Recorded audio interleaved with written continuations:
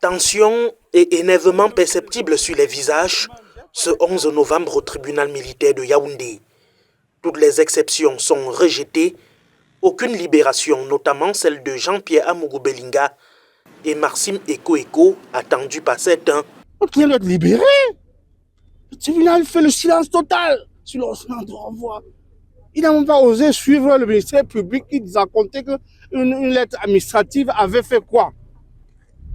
Donc, nous considérons que le tribunal a refusé de prendre ses responsabilités. Une 11e audience de toutes les curiosités.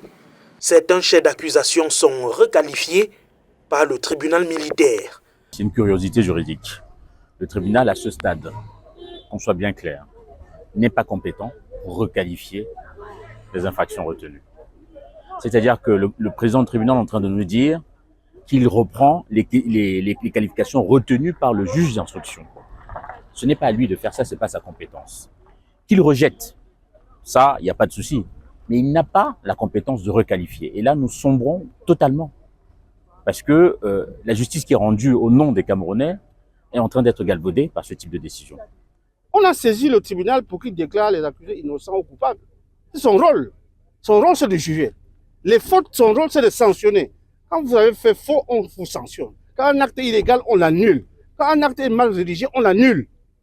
Éventuellement, on renvoie encore à un autre juge d'instruction. Mais il ne peut pas corriger et s'auto-saisir, n'est-ce pas, des affaires. Le juge s'est comporté en juge de renvoi, il s'est auto-saisi, a modifié l'ordonnance de renvoi et a renvoyé l'affaire pour qu'on vienne en débattre.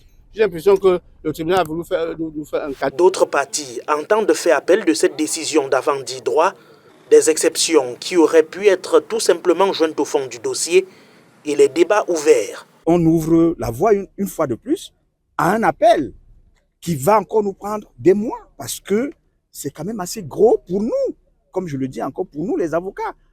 C'est-à-dire, nous avons été notifiés des inculpations. Avant que nous ne répondions de ces inculpations-là, on les requalifie et ça veut dire qu'avant même que nos clients se soient donc défendus relativement à l'ordonnance de renvoi, on leur dit non.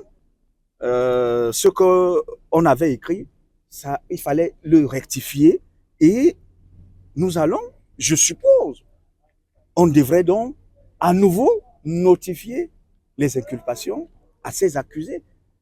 Alors, lorsqu'on parle parfois de tourner en rond, c'est pas nous, parfois, qui faisons tourner en rond. Il faut bien que la procédure, elle suive son cours. Ce qui prolonge les attentes de l'opinion et des familles. Prochaine audience, la 12e, sans ouverture des débats, le 2 décembre. Que le tribunal militaire se ressaisisse et qu'il commence pour une fois à faire du droit.